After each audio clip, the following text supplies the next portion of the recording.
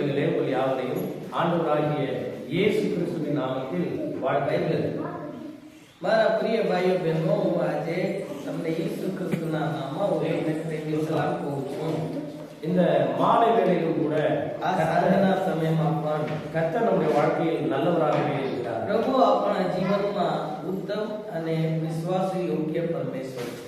தமிழ்நாட்டிலிருந்து இவ்வளவு தூரம் பயணித்து வரவும், இப்படிப்பட்ட அற்புதமான குழந்தை செல்வங்களை சந்திக்கவும் ஆண்டவர் பாராட்டின கிருபைக்காக நாங்கள் நன்றியை சொல்கிறோம். આવી રીતે નાના બાળકોને જોવા માટે જે ઈશ્વરે મદદ કર્યા, તેઓને સહાય કર્યા, તેઓના માટે પ્રભુને આભાર માનું છું.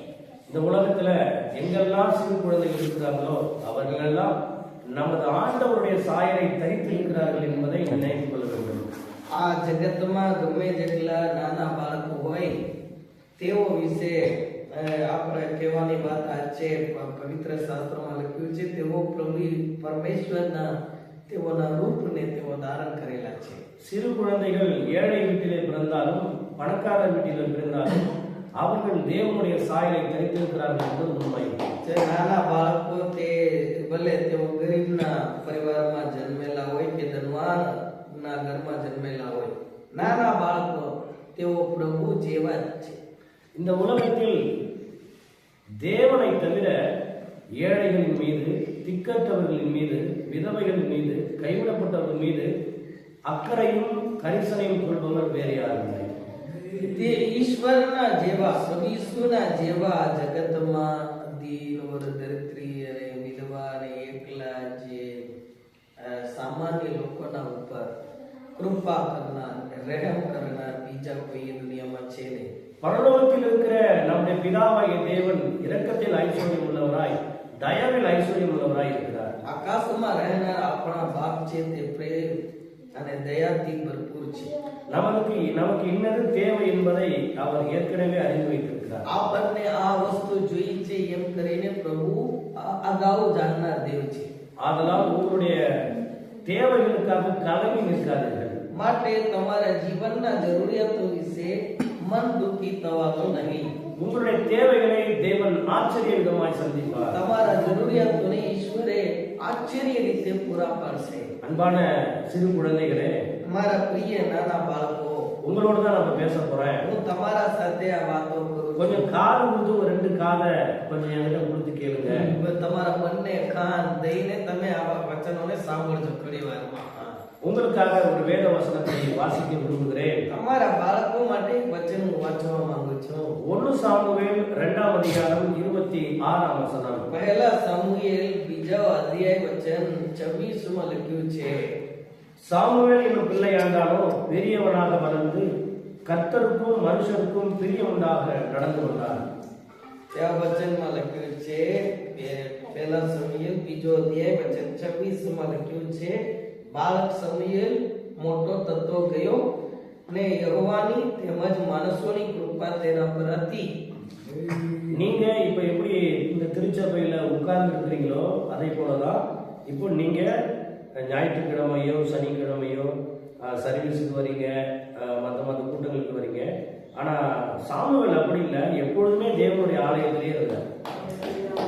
આપણે તો ચર્ચમાં રવિવારે આવીએ છીએ ને હોતા કઈ વિશેષ મીટિંગ હોતા આવીએ છીએ, પણ તે સમુએલ છે નાના બાળક હતા તો પણ તે દેવના મંદિરમાં જ ગયા હતા. தேவன் தேடும் பொழுது நீங்கள் அவருடைய ஆலயத்தில், அவருடைய சமூகத்தில் இருப்பது.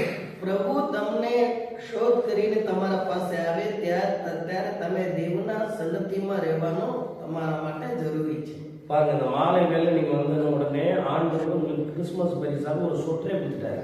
જો તમે અત્યારે અહીં આવ્યા માટે પ્રભુએ તમને એક ભેટના રૂપમાં તમને એક સ્વેટર આપી ગયા.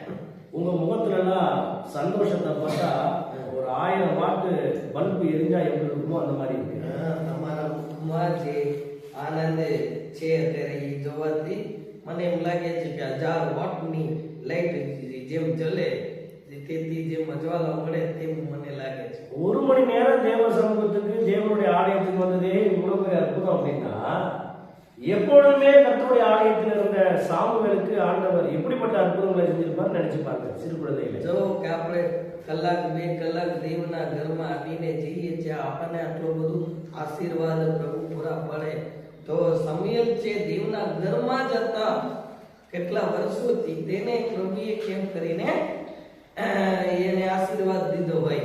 நீங்க தேவனை அதிகமா தேடணும். குழந்தைகளை நல்லா கேட்கணும். உங்களுக்கு தான் பேசிக்கிறேன். நீங்க தேவனை அதிகமா தேடணும். இன்னும் குறிப்பாக அவருடைய ஆலயத்தில் அவரை தேடணும். હું તમને કહું છું, નાના બાળકો તમને જ કહું છું, તમે દેવને ઈશુને વધારે શોધ કરવાનો અને એમના બાજુમાં આવવાનું, એમના વચન સમજવાનું, ખાસ કરીને ચર્ચમાં આવવાનું. நீங்க ஆண்டவருடைய ஆலயத்துக்கு வந்தீங்கன்னா நீங்க வரக்கூடாதுன்னு ஐயா சொல்ல மாட்டாங்க, பாஸ்டர்மா சொல்ல மாட்டாங்க, யாரும் உங்களை தடுக்க மாட்டாங்க. તમે ચર્ચમાં ના આવો એમ કરીને કોઈએ અહીં તમને રોકશે નહીં, કોઈએ તમને ના પાડશે નહીં. તમને હંમેશા સ્વાગતમ. ஏன்னா ஆண்டவர் சொன்னாரு சிறு பிள்ளைகள் என்னிடத்தில் வருவதை தடை பண்ணாதீங்கன்னு சொன்னாரு. કારણ કે વચનમાં લખ્યું છે, પ્રભુ ઈસુએ બોલ્યા, પ્રભુ ઈસુનું વચન છે, નાના બાળકો મારા પાસે આવવા તમે વારોમાં. இப்ப சாமுவேலுக்கு வந்துட்டோம் அப்படின்னா இந்த சாமுவேல் என்ற பிள்ளை ஆண்டவன் நல்ல பிள்ளை ஆண்டான். એ સમુએલ હતો, બાળક હતો તે. இந்த பிள்ளை ஆண்டான்னு சொன்னா எத்தனை வயசு இருக்குன்னு நீங்க நினைக்கிறீங்க? நீங்க சொல்லுங்க பாக்கலாம். બાળકો હોય, બાળકનો મતલબ ઈ એને કેટલા વર્ષનો હોય તમે બોલો અંદાજે. சொல்லுங்க, நீங்க કેટલા சொல்லுங்க. કેટલા વર્ષ હોય તમે બોલો. બાળકોમાં જવાબ આપો. எத்தனை வயசு? એ સામુએલ બાળક હતા ને, કેટલા વર્ષ એને હોય બોલો. કેટલા? 8. હા, 8 வயசு இருக்கும். ஒரு 8ல இருந்து ஒரு 13 14 வயசு இருக்கலாம். ஆறுக்கு மிஞ்சிட்டீங்கன்னா அது வந்து டீனேஜ்ல வந்துடும். 8 થી 13 વર્ષ સુધી હોઈ શકશે, પણ 13 વર્ષ પછી એ તો ટીન યર કહેવાય. જવાન પણ નહીં, બાળક પણ નહીં, વચ્ચે ટીનેજ. இந்த சிறு வயதுல உங்களை மாதிரி இந்த சாமுவேலு தேவனுக்கும் பிரியம் உண்டாக வாழ்ந்தாரு, மனுஷனுக்கும் பிரியம் உண்டாக வாழ்ந்தாரு. એ શમૂએલ હતા, નાના બાળક હતા, તો પણ તે શું કર્યા? ઈશ્વરને પણ પસંદ થયેલા અને માણસોને પણ પસંદ થયેલા વ્યક્તિ તરીકે હતા નાના બાળક. சில பேர் சொல்லுவாங்க, சின்ன சின்ன குழந்தைங்க, நான் வந்து எங்க அப்பா அம்மாவுக்கு அடங்கி கீழ்படிஞ்சு நடக்கிறேன், என் மனுஷங்க எங்க தாத்தா பாட்டி எங்க உறவுகளுக்கு பயந்து கீழ்படிஞ்சு நடக்கிறேன் அப்படின்னு சொல்லிட்டு கடவுளுக்கு பிரியமுண்டாக வாழ மாட்டாங்க.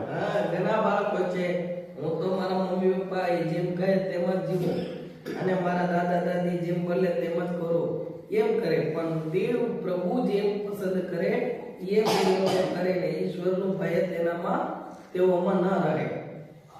மனுஷனை புரிஞ்சுக்கிட்டு மனுஷனை பிரியப்படுத்திட்டு கடவுள் விட்டுருவாங்க. તેઓ માણસને પકડી લે, પણ તેઓ ઈશ્વરને છોડી દે. இது சரியானதா? આ નથી બરાબર ના? சொல்லுங்க. சரியா? સારું લાગ્યું છે તમને કે એટલે માણસને પકડી લે પણ પ્રભુને છોડી દે? உங்களுக்கே தெரியுது இது சரியில்லைன்னு. તમને લાગે છે કે આ બરાબર નથી એમ. அதே போல சில பேர் என்ன பண்ணுவாங்க, கடவுளுக்கு மட்டும் நான் பயப்படுவாங்க, கடவுளுக்கு மட்டும் தான் கடன் கொடுப்பேன். நான் யார் தெரியுமா? கடவுளுக்கு பயப்படுவேன், மனுஷனுக்கு பயப்பட மாட்டேன்னு சொல்லுவாங்க. અમુક લોકો બોલશે હું તો ઉપરવાળાનું જ ભીખ રાખું, ભગવાનની જ ભય રાખું, પણ કોઈનું માન નહીં કરું એમ કરીને બધા માણસોને એ લોકો વિરોધ જ કરશે.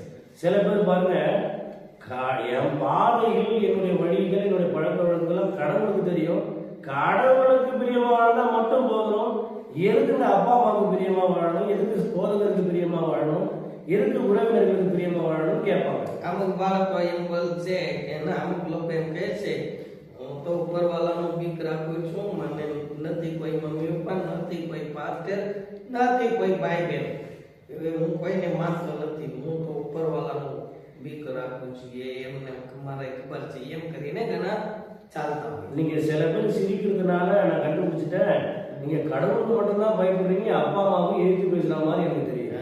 તમે અમુક લોકો દાંત કાઢો છો તેથી ખબર પડી ગયા તમે તમે પ્રભુનો ભીખ રાખો છો, પણ મમ્મી પપ્પાને તો વિરોધ કરો છો એમ. அப்பா அம்மாவை எழுத்து பேசக்கூடாது, મમ્મી પપ્પાને પણ વિરોધ નહીં કરવાનો. பாடம் சொல்லி கொடுத்துற டீச்சர்ஸ்க்கு எழுத்து பேசக்கூடாது. શિક્ષકો તમને કઈ તેઓ શીખવાડે ત્યારે તેઓની વિરુદ્ધ બોલવાનું નહીં, સામા બોલવાનું નહીં. சபையின் போதகரை எழுத்து பேசக்கூடாது. પાદરીઓનો સામા બોલવાનું નહીં. இருப்பீங்களா அப்படி? શું તમે એવા છો? இருப்பான்னு சொல்றவங்க ஒரு ஹalleluya சொல்லுங்க. નહીં, હાલેલુયા બોલવાનું નહીં. அப்ப நீங்க பிரியமுண்டாக வாழ மாட்டீங்களா? હા, તમે પ્રભુને અને માણસોને બધાને પ્રિય બાળકો થઈને જીવન જીવશો કે નહીં? હા, તો હાલેલુયા બોલો. ஹalleluya. அதனால માટે நம்ம આપણે எப்ப பிரியமுண்டாக வாழ முடியும்? દેવને અને માણસોને પ્રિય બાળકો થઈને કેવી રીતે જીવન જીવી શકીએ? பிரியமுண்டாக வாழ்றதுன்னா என்னது? તો તેઓને પસંદ પડે અને તેઓને કૃપા થાય એવી રીતે હું કઈ રીતે જીવી શકું? அப்பா அம்மா சொன்ன பேச்சு கேட்டு நடந்தீங்கன்னா அப்பா அம்மாவுக்கு பிரியமுண்டாக வாழறீங்க. મમ્મી પપ્પા જેમ બોલે તેમ તેઓના વાત માનીને તમે જીવન જીવો તો તેઓનું પ્રિય તમે બાળકો થઈ જશો. ஆண்டவருக்கு பிரியமுண்டாக வாழ என்ன செய்யணும்? ஆண்டவருடைய வேத வசனத்துக்கு, கற்பனைக்கு, கட்டளைக்கு, வார்த்தைக்கு கீழ்ப்படிந்து நடக்கணும். એમ દેવને પસંદ બાળક કોણ છે?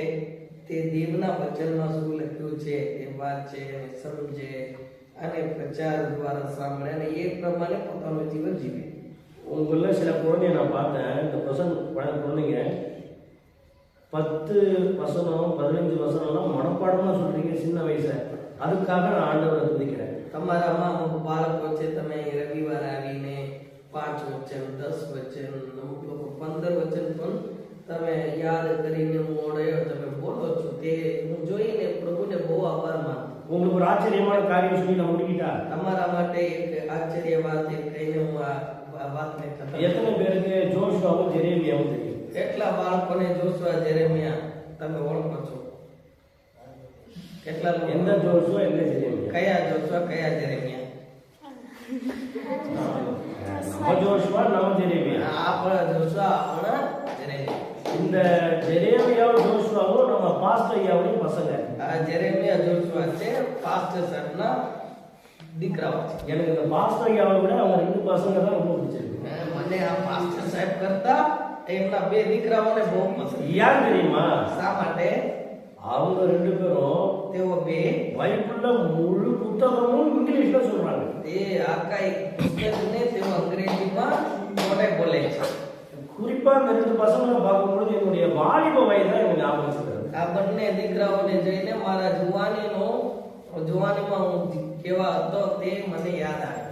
நான் தமிழ்ல எப்படின்னா மத்தேயு புத்தகம், மார்க்கு புத்தகம், 1 தீமோத்தேயு, 2 தீமோத்தேயு முழு புத்தகத்தையும் மனப்பாடம் பண்ணுவேன். જો હું નાનો હતો ત્યારે પહેલા તિમોથી બીજા તિમોથી એમ કરીને પૂરા પુસ્તકને આખું મનન કરીને બોલું. அதனால தான் ஆண்டவர் சிறு வயதுல வெற்றி உள்ள வாழ்க்கையை கொடுத்து என்ன 2500 கிலோமீட்டருக்கு கொண்டு வந்து உங்களோட பேச வச்சிருக்காரு. માટે મને પ્રભુ નાના ઉંમરમાં જ ઈશ્વર મારા પર પ્રિય કર્યા અને મને પસંદ કરીને મને સેવામાં ઉપયોગ કરે છે. કેટલા હજારો કિલોમીટર જઈને હું સેવા કરું છું. અહીં પણ 25 કિલોમીટર દૂર સફર કરીને આપણે તમારા આગળ ઊભા છું. ஒரு அல்லேலூயா சொல்லுங்க. હાલેલુયા. இப்போ சாமுவேல் மனுஷருக்கும் தேவனுக்கும் பிரியமுண்டாக வாழ்ந்தான்னு கேட்டோம்ல. સમુએલ છે તે દેવના નજરમાં અને માણસોના નજરમાં કૃપા પામે એમ કરીને આપણે વાંચ્યા છીએ ના. நம்ம எப்படி பிரியமுண்டாக வாழ முடியும்? அவங்க கற்பனைகளை அவங்க வார்த்தைகளை சொல்ல கேட்டு நடக்கிறது தான். આ પ્રભુના પ્રિય અને પસંદ કેમ થઈએ? તો મા બાપની વાત માને અને ઈશ્વરની વચન પાલન કરે. நீங்க இன்னையில இருந்து ஒரு முடிவு எடுக்கணும். முதல்ல இந்த ஒரு பைபிள் வாங்கிக்கீங்க, ஐயா கொடுப்பாங்க. பைபிளை வாங்கி வசனங்களை மனப்பாடம் பண்ணி உள்ள ஏறிக்கிட்டே இருக்கு. તમે તમારા પાસે બાઇબલ ન હોય તો અહીં માંગો તો પાસ્ટર સાહેબ તમને આપશે. તમે બાઇબલ લઈને અને વચનને મોઢે કરો. તેને તમારા દિલમાં અને તમારા હૃદયમાં તમે લાવો. તે તમારા જીવન થાય. அதை போலவே வீட்டுல அப்பா அம்மா சொல்றத கீழ்ப்படிஞ்சு நடக்கணும். તેથી તમે પછી તમારા માતા પિતાનું પણ તેઓનું કહેવાનું તમે પાલન કરો. அப்பா அம்மா பார்த்து என்னை பெற்றீங்க, ஏன் என்ன பெற்றீங்கன்னு கேட்கணும். મમ્મી પપ્પાને આવો પ્રશ્ન પૂછવાનું નહીં, તું શું કામ મને જન્મ આપ્યો છે? உங்கள சில பேர் சிரிக்கிறதுனால இப்ப நீங்க கேட்டுக்கிட்டு இருக்கீங்கன்னு நான் புரிஞ்சுக்கிட்டேன். અમુક બાળકો દાંત કરવાથી મને સમજણ પડે છે. આવું જ તમે કઈ સામા સામા બોલો છો મમ્મી પપ્પાને. அவங்க உங்களை பெற்றதுக்காக ஆண்டவர் நன்றி சொல்லணும். ஏன்னா ஒரு நல்ல அருமையான ஒரு வாழ்க்கை, அழகான வாழ்க்கை உலகத்துக்கு நீங்க வந்திருக்கீங்க. મમ્મી પપ્પાના માટે આભાર માનવાનો.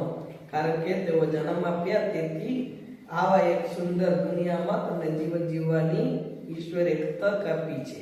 அப்பா அம்மா சொல்றது கேட்கணும், માતા પિતાની વાત માનવું જોઈએ, பாஸ்டர் ஐயா சொல்றது கேட்கணும், પાસ્ટર સાહેબની વચનની વાત માનવું જોઈએ, ஸ்கூல் டீச்சர் சொல்றது கேட்கணும்.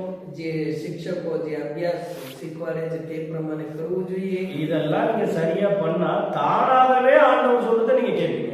આ બધું તમે પાલન કરો ના તમે ઓટોમેટિક પ્રભુની વાત પણ તમારા મનમાં દિલમાં જીવનમાં આવી જાય. நிச்சயமா ஆண்டவர் உங்களை ஆசீர்வதித்து உயர்ந்த ஸ்தானத்துல உங்களை மேன்மைப்படுத்துவார். ચોક્કસ પ્રભુ તમને આશીર્વાદિત કરીને ઊંચા જગ્યામાં ઈશ્વર લાવશે. ஜெபித்து முடிப்போம். ચાલો પ્રાર્થના કરીએ. એના મુழங்கால் படியுவோம். ઘૂંટણમાં આવીએ, પ્રાર્થના કરીએ.